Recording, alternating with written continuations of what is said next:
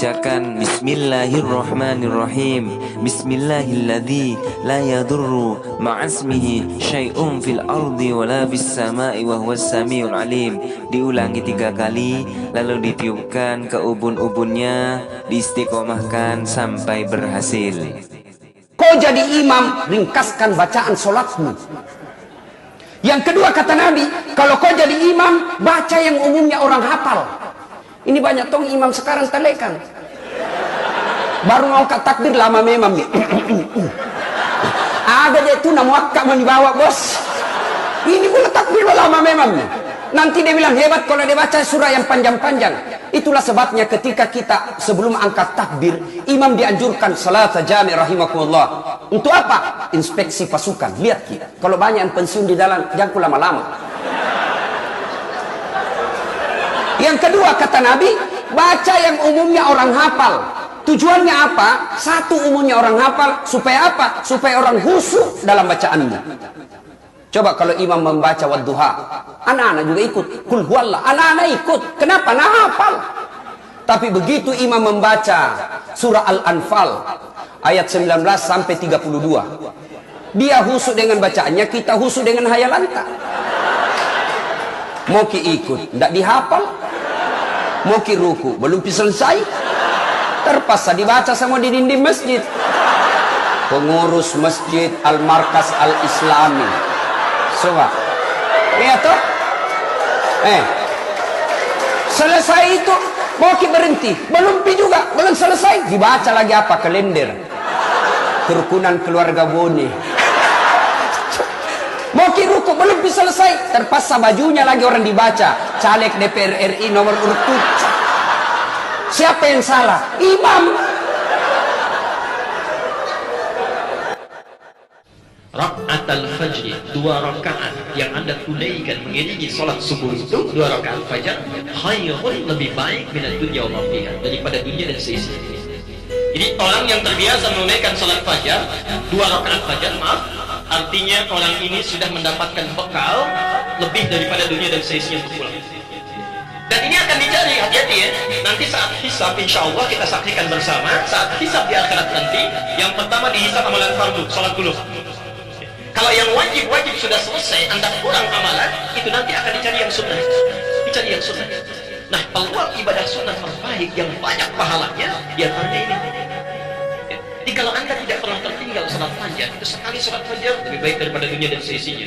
2 kali lebih baik daripada dunia dan seisinya. Ketika Anda diwafatkan, hilang amal wajibnya, fardunya selesai, dihisab tuntas kurang amalan, maka ini yang akan memberatkan mizan. Apakah berdosa orang tua membiarkan anak perempuan tidak berhijab?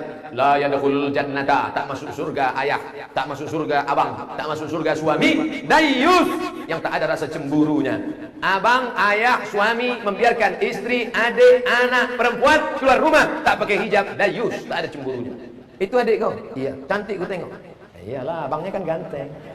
Dayyus, tak ada rasa cemburu. Mestinya wajahnya merah. Ingat, bapak yang rajin sholat, yang rajin puasa sunat, selangkah lagi kau masuk surga, selangkah mau masuk Jannatul Firdaus. Tapi anakmu kau biarkan tidak menutup aurat, selangkah juga kakimu akan ditarik ke dalam neraka jahanam. Ingatlah wahai bapak-bapak yang punya anak gadis, abang-abang yang punya adik-adik, punya perempuan, kau dituntut di hadapan Allah Subhanahu wa taala. Jangan pikir kita selamat, yang penting saya sudah sholat, yang penting saya sudah puasa sunat, yang penting saya sudah berzikir, yang penting saya sudah haji dan umrah. Masalah anak saya bukan urusan saya. Kullukum ra'in, setiap kamu pemimpin, wa kullukum mas'ulun ar ra'iyatih, setiap kalian akan dituntut ditanya tentang yang dia pimpin, adiknya, anaknya, istri.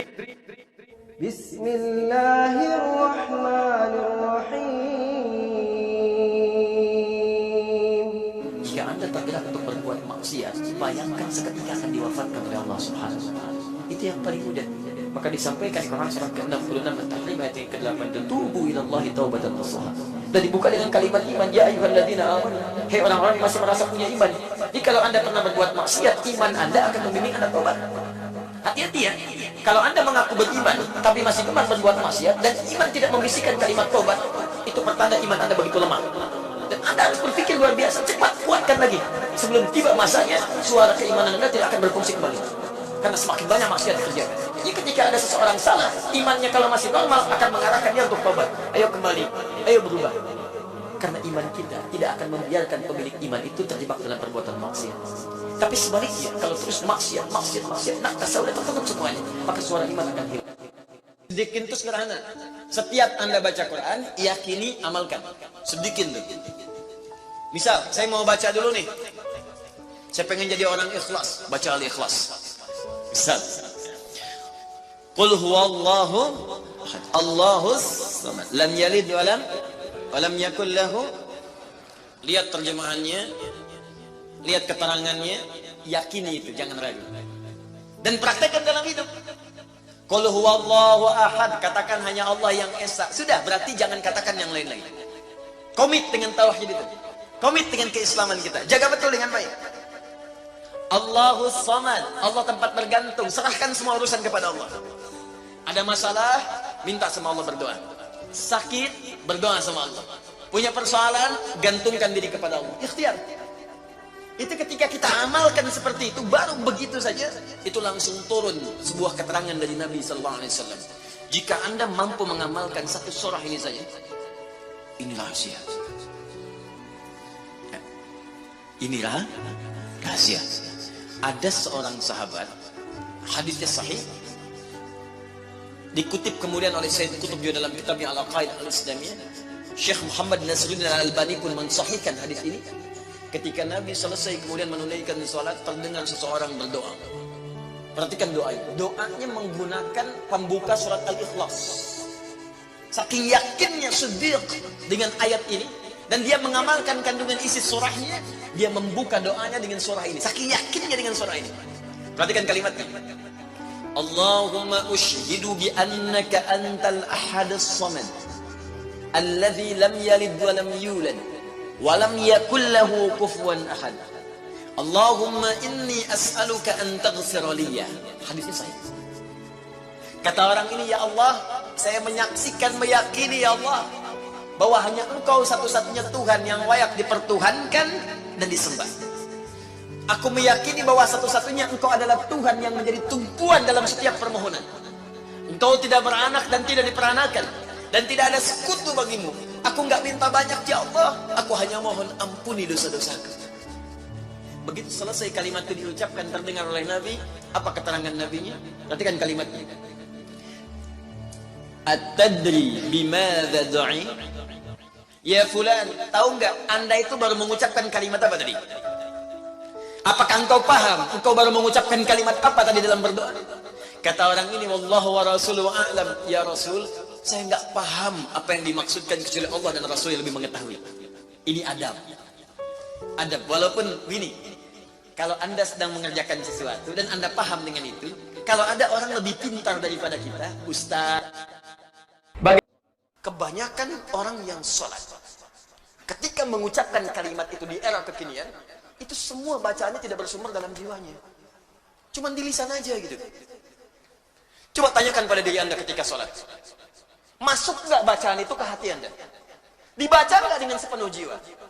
Jangan-jangan cuma takbir Allahu Akbar, tapi nggak nyampe ke jiwa.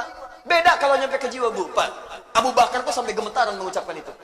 Allahu Akbar. Lisan berkata Allah Maha Besar. Pikiran menerjemahkan Allah yang paling agung. Hati mengatakan, ya Allah, aku mengucapkan Kau yang paling besar. Aku takut setiap hari mengucapkan Kau yang paling besar, tapi aku selalu merasa paling besar dibandingkan orang lain. Sombong dengan orang lain. Merasa angkuh, yang paling hebat dibandingkan yang lainnya. Merasa yang paling tinggi. Sementara setiap hari aku katakan Kau yang paling besar.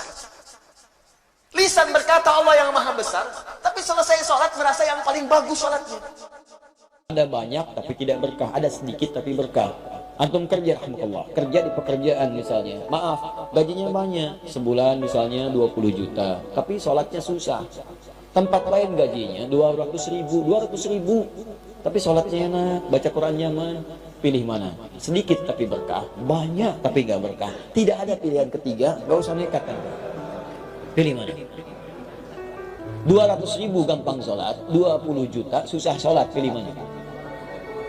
Yakin? Bisa aja. Ya. Itu nggak mudah tuh, nggak mudah. Tapi orang beriman itu tahu. Orang beriman itu yang dicari berkah, bukan banyak. Makanya ketika Allah membuka pencarian rezeki, dibedakan antara orang beriman dengan manusia biasa. Ya, silakan cek Quran surah kedua ayat 168 paling kanan sebelah bawah. Ketika membuka ayat rizki, mencari rizki, itu dibuka dengan nas. Disebutkan 241 kali dalam Al-Quran. Ya ayyuhan nas.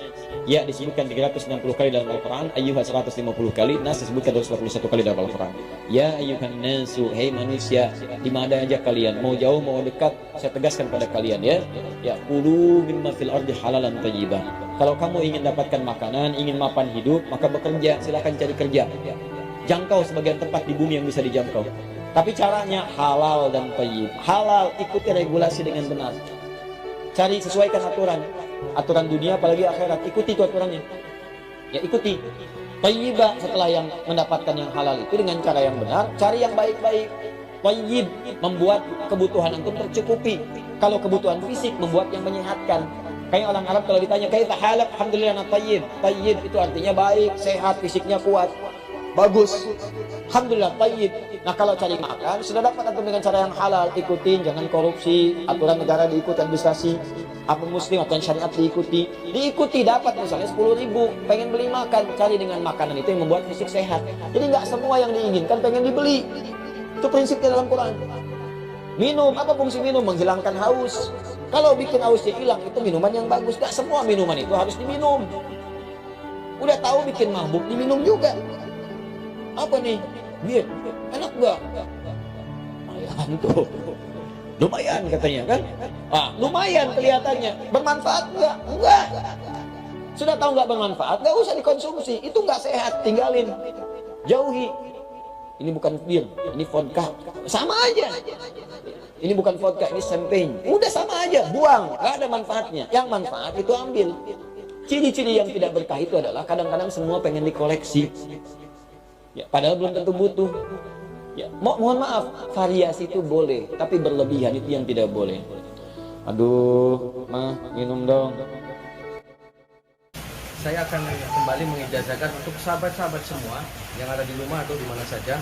Saya akan mengijazahkan terkait faedah air hujan. Sekarang kita lagi musim hujan. Terus ternyata air hujan itu banyak sekali manfaatnya. Bisa untuk pengobatan, bisa untuk ketika orang yang susah untuk punya keturunan dan macam-macam. Caranya seperti ini sahabat, ikutin saya.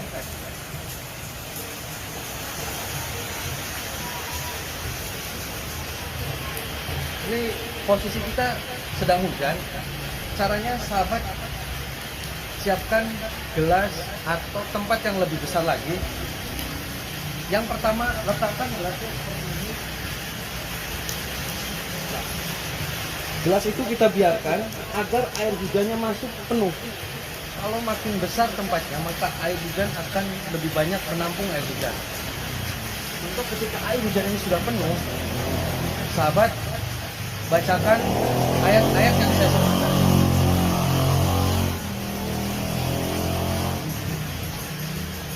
Contoh, sahabat sudah dipenuhi air hujan.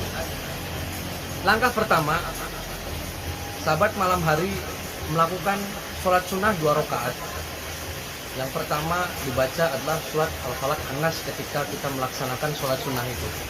Setelah sholat sunnah sudah selesai, sahabat bacakan ayat-ayat Al-Quran. Yang pertama sahabat bacakan air hujan tadi yang sudah ada di tempat ini.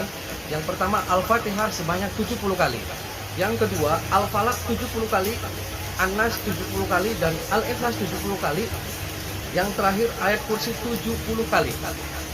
Setelah itu sahabat pegang tempatnya dan tiupkan pada tempat yang ada air hujan tadi. Tiupkan seperti ini. Terus baca sekali Al-Fatihah sampai selesai. Setelah itu sahabat, air ini bisa untuk media pengobatan. Cara minumnya, ketika bangun tidur itu baru diminum dan berturut-turut selama seminggu. Syarat diminumnya si orang yang sakit itu bangun tidur pagi baru diminum. Nah ini bisa untuk seminggu atau wadah yang lebih besar lagi dan seterusnya. Dan juga bisa untuk orang yang susah untuk punya keturunan. Insya Allah ini air hujan dengan cara-cara seperti tadi bisa dikabul oleh Allah Subhanahu Wa Taala. Oleh karena itu kita jangan menganggap air hujan itu tidak banyak manfaat. Sebenarnya itu banyak manfaat. Ini saya diijazahi dari guru saya dari pesantren Kuagian. Dan saya ijazahkan kepada sahabat-sahabat semua mudah-mudahan bermanfaat.